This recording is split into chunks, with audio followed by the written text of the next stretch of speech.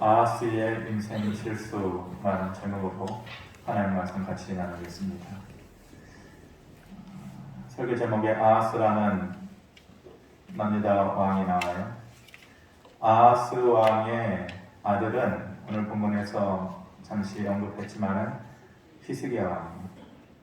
아하스 왕의 아버지는 요담 왕이라고 잘 모르실 수 있지만은 남북 이스라엘 전체 통틀어서 39명의 왕의 역사가 기록되어져 있는데 그 가운데에서 정말로 손꼽아서 몇 안 되는 선한 왕의 이름을 꼽으라 했을 때 들어가는 인물들이 바로 그 아들 히스기야, 우리가 잘 알고 있고, 그리고 그 아버지인 요담 왕이에요. 그러니까 참 좋은 가문이죠.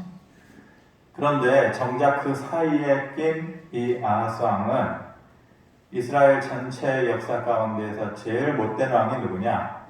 하나님 앞에서 제일 악한 왕이 누구냐? 흔히들 북이스라엘의 아합 왕이라고 얘기하는데 제가 볼 때 아합 왕은 그렇게까지 악한 왕은 아니에요.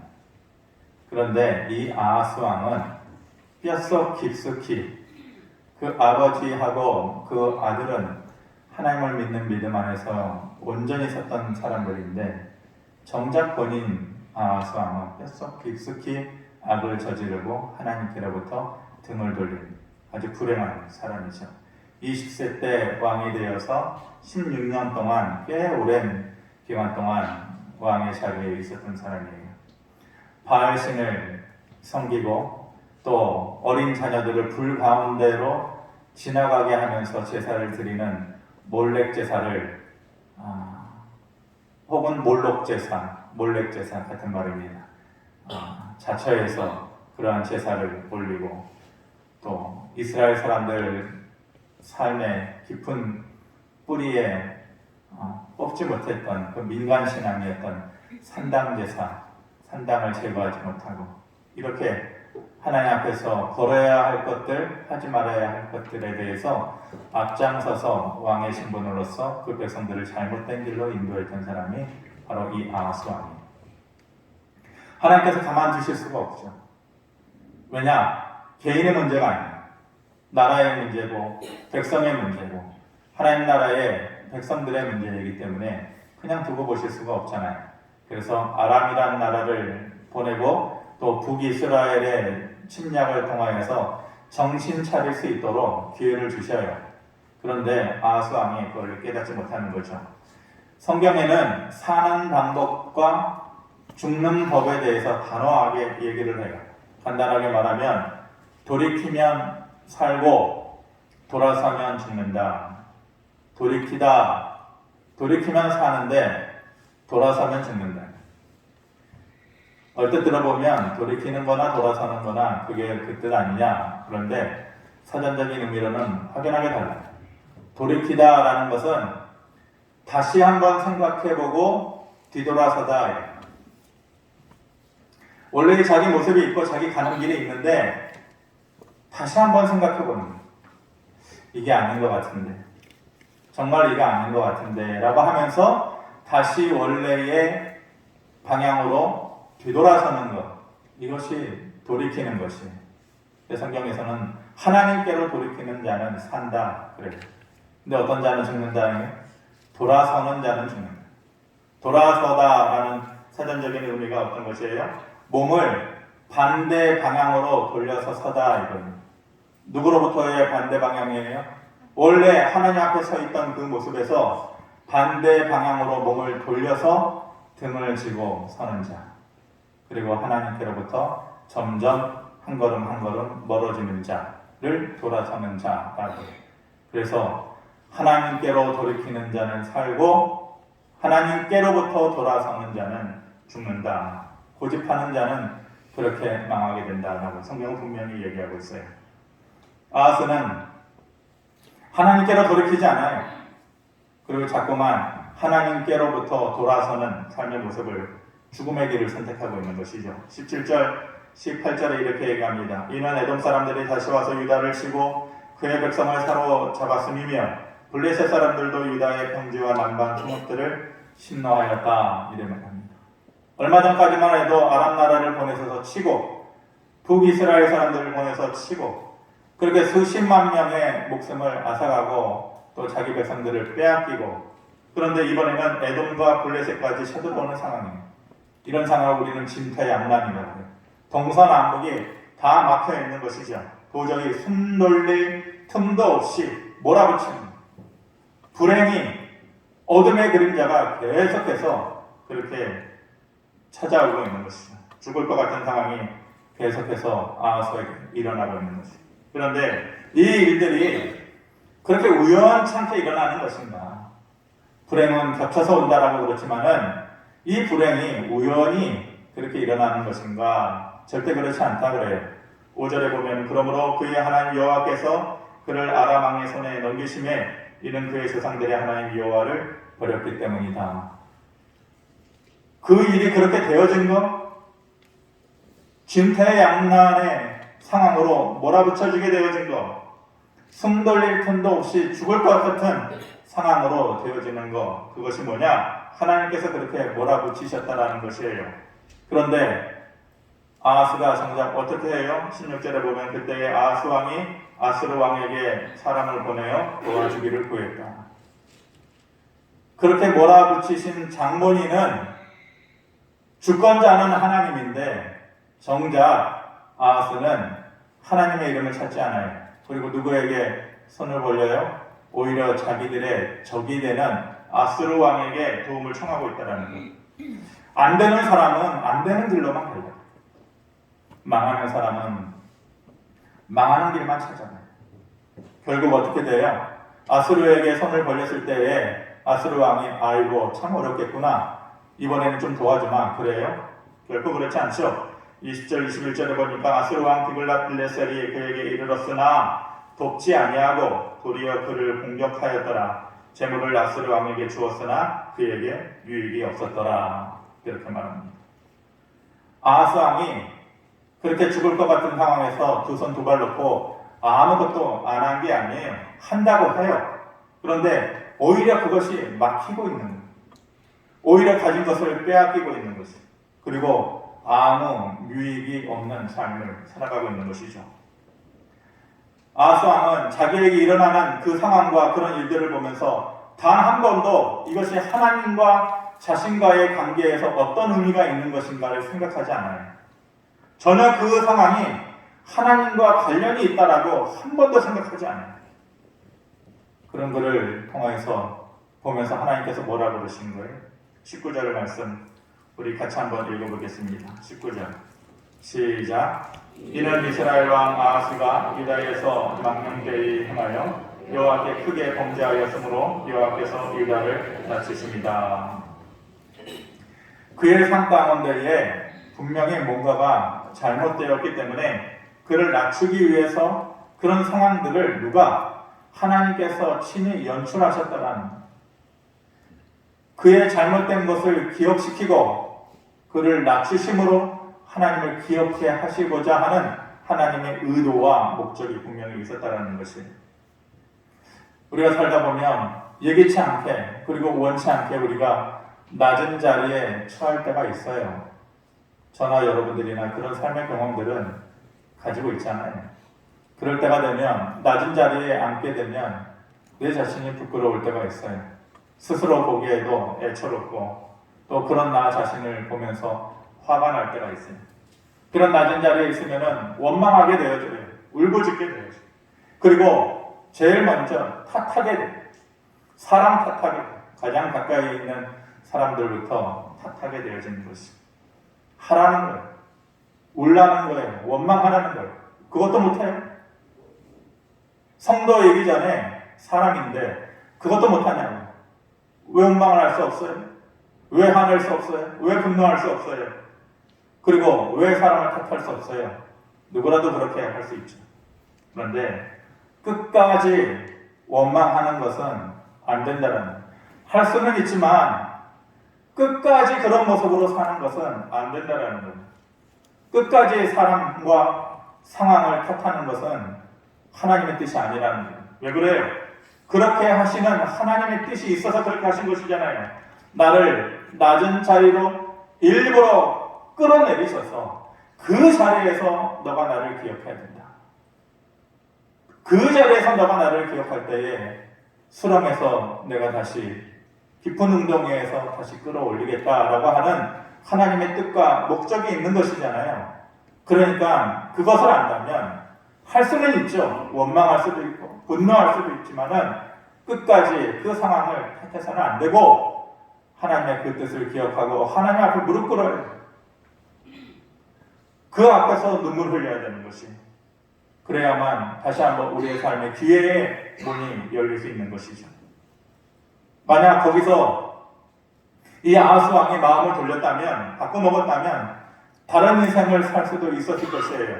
그런데 우리가 흔히 말하기를 참 이 사람 어쩔 수 없다, 어쩔 수 없는 인생이다 라고 말하는 대표주자가 이 아하스 왕이에요. 22절에 보면 이 아하스 왕이 권고할 때에 더욱 여호와께 범죄하였다 이렇게 말합니다. 권고할 때에 이미 마음은 가난해질 대로 가난해져 있는 상태 아니에요?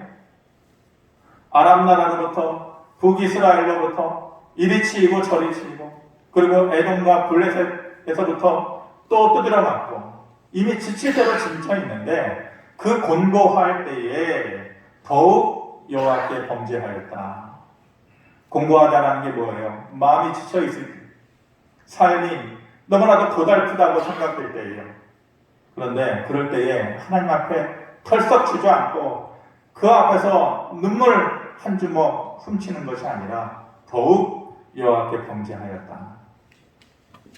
23절에 보면 자기를 친 다메섹 신들에게 제사하여 이르되 아람 왕들의 신들이 그들을 도왔으니 나도 그 신에게 제사하여 나를 돕게 하리라. 이 말을 보면 인간이라는 것이 어찌 이리 무지하일까? 사람은 배워서 똑똑하지 않아요. 배움은 지식을 가져다 주지만은 삶을 살아가는 데 필요한 것은 지혜예요. 그것은 학교에서 가져다 주는 게 아니에요. 부모로부터 타고나는 것도 아니에요. 삶을 살아가는 데 있어서의 지혜의 문은 하나님께서 열어주실 때 우리 안에 들어오게 됩니다. 그런데 못 배워도 가방끈 짧아도 학교 가지 못해도 이 지혜의 문이 열린 사람들이 있어요. 근데 아무리 많이 배우고 박사학위를 겹겹이 가지고 있어도 이 지혜의 문이 열리지 못한 사람들도 있어요. 이 아하스 왕이 바로 그런 사람이에요. 뭐라고 얘기하는 거예요? 아람 사람들이 자기를 쳐서 이긴 것은 그들이 섬기는 신이 힘이 세기 때문에 그렇다. 그러니까 나를 쳐서 그 사람들이 그들의 신의 힘을 빌려서 나를 쳐서 이겼으니까 나도 마땅히 그들이 섬기는 신을 섬겨야 되지 않겠느냐, 이렇게 얘기하는 것이. 이게 도대체 어떤 논리예요? 이스라엘에 하나님이 없어요? 도우신 하나님의 손길이 없어요? 역사가 그것을 증명해 주지 않아요? 아버지 여담을 보면서 어떻게 하나님께서 그 백성들을 위해서 일하셨는지, 어떻게 기적적인 도움을 베풀어 주셨는지를 못 봤어요? 보면서 자랐잖아요. 그런데 찾지 않는 거예요. 그 하나님을 기억하지 않는 거예요. 거기서 멈추지 않고 여호와의 성전의 기구들을 다 부수고 또 성전의 문을 닫고서 우상의 제단을 쌓아 올렸다, 이렇게 말하죠.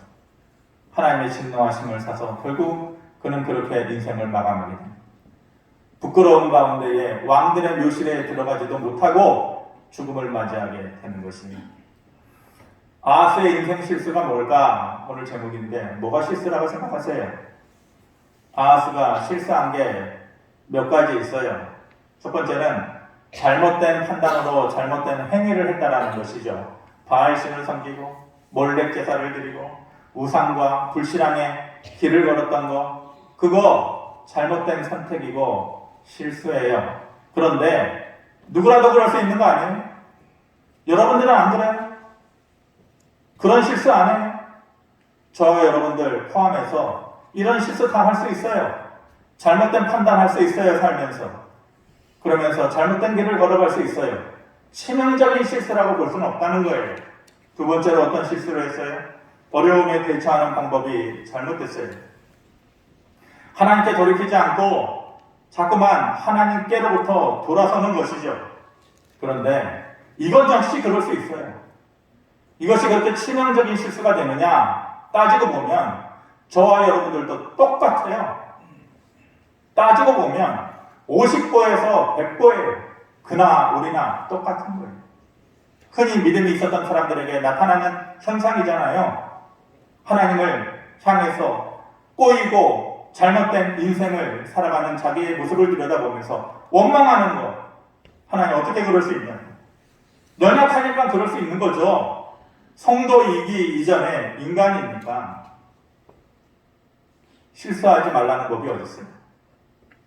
그런데 제가 말하고 싶은 결정적인 이 아하스의 인생 실수는 뭐냐? 유익이 없는 삶에 자꾸 올인하는 거예요. 마음이 공고해질 대로 공고해지는데도 하나님을 찾지 않는 거예요. 그리고 아하스 왕이 더욱 범죄하여 마음이 공고할 때에 이게 치명적인 아하스의 인생 실수입니다.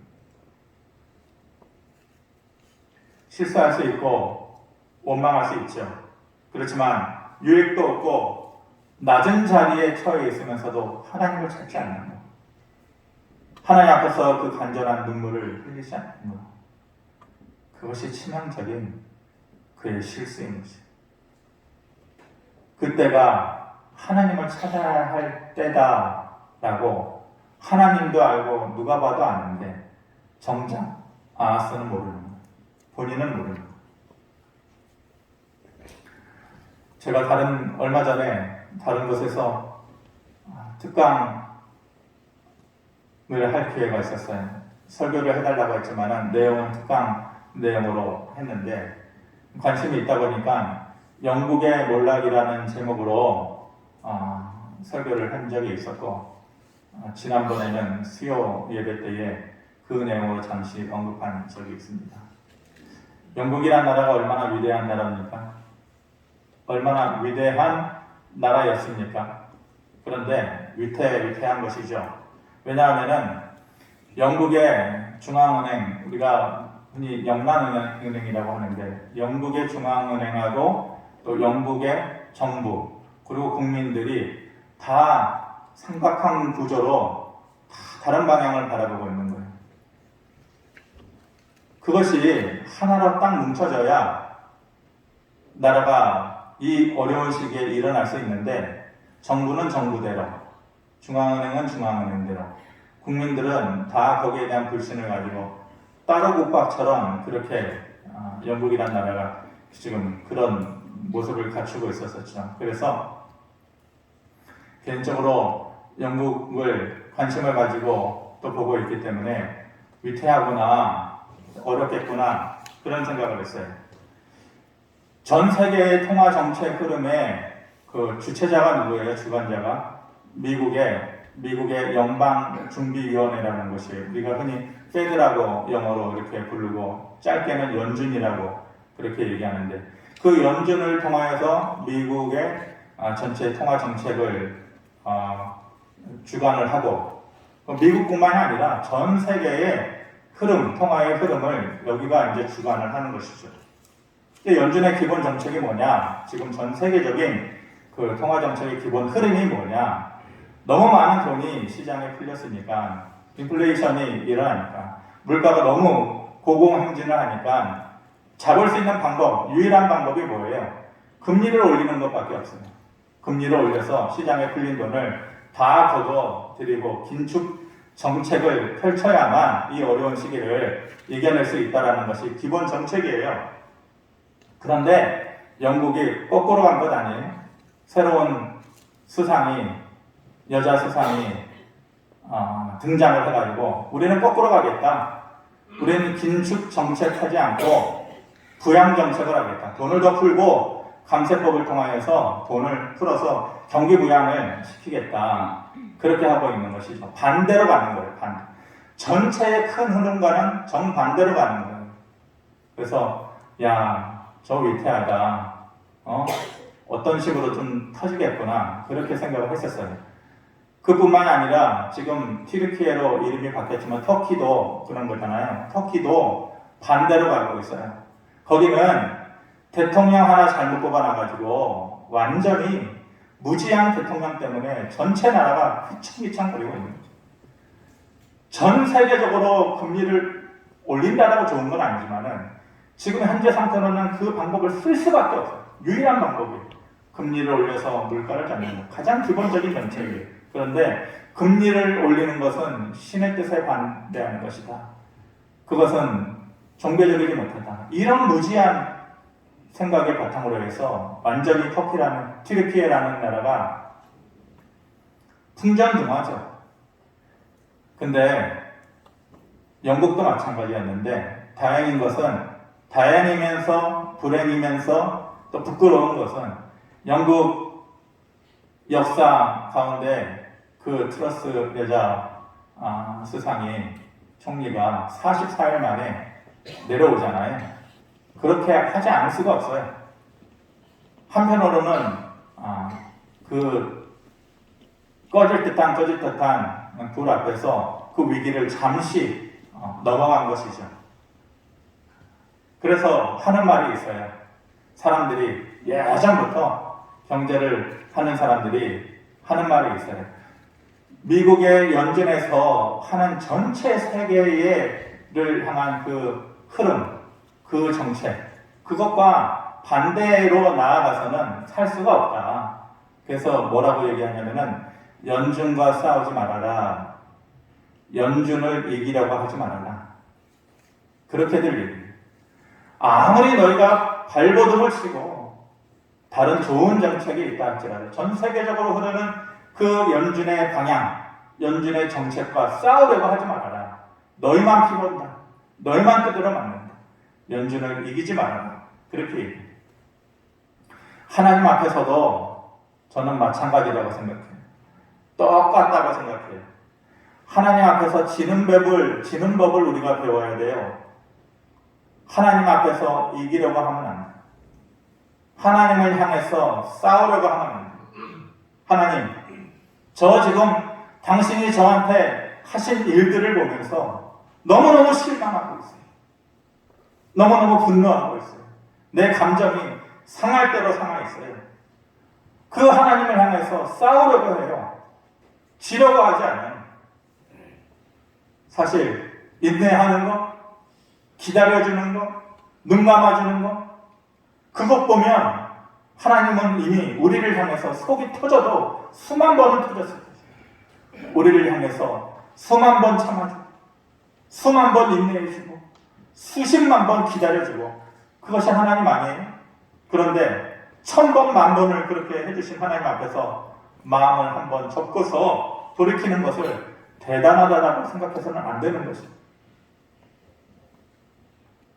하나님 앞에서 지는 법을 배워야 돼요. 세상에서의 지는 법은 나이 한 살 한 살 먹어가면서 배워가잖아요. 학교에서 가르쳐주지 않아도 그래, 이럴 때는 져줘야지. 자존심 상해도 자존심 접고 져야지. 세상에서의 지는 법은 그렇게 배워가면서 하나님 앞에서의 지는 법은 왜 못 배워요? 내가 여기서 버티고 있는 것이 정답이 아니다. 하나님 앞에 돌이켜서 그 앞에 무릎을 꿇고 눈물을 흘리는 것이 내가 사는 유일한 법이다. 지는 법을 배워야 되는 거예요. 하나님 앞에서. 돌이키는 자에게는 긍휼이 있어요. 다시 살아갈 수 있는 삶의 기회를 하나님께서 열어주시는 것입니다. 그런데 돌아서는 자에게는 곤고함만 있을 뿐입니다. 하나님으로부터 서 있는 자세를 돌려서 등지고 멀어지는 삶은 유익이 없는 삶만 있을 뿐입니다. 자꾸만 멀어지려 하고 멀어지는 내 발걸음을 멈춰야 돼요. 그리고 돌이켜야 돼요.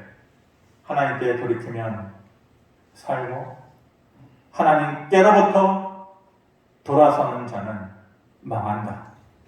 그것이 성경이 우리에게 말해주는 살아가는 기초적인 방식이에요. 다시 한번 우리가 어떤 상황에 처해 있든지 하나님 앞에 돌이키는 자가 되기를 바랍니다.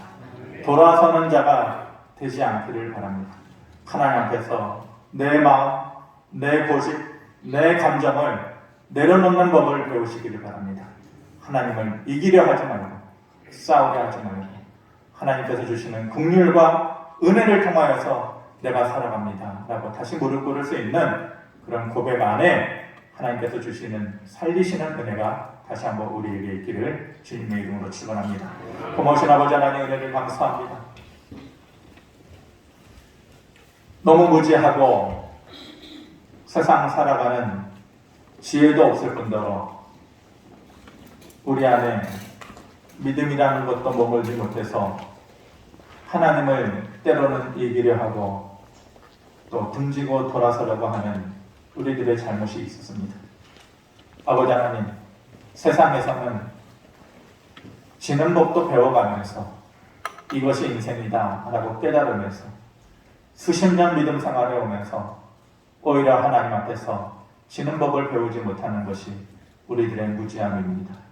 하나님, 부끄럽게 우리 자신을 보게 하시고 다시 한번 공고한 자리에서 눈물 흘리게 하시고 그 이름을 기억하고 부르고 또 매달릴 때에 다시 한번 살리시고 열어주시는 하나님의 손길과 그 길을 볼 수 있도록 은총을 더하여 주시옵소서. 아하스처럼 치명적인 실수를 하지 않도록 하나님께서 삶의 지혜, 믿음의 지혜를 우리에게 허락해 주시옵소서. 예수님의 이름으로 기도하옵나이다. 아멘.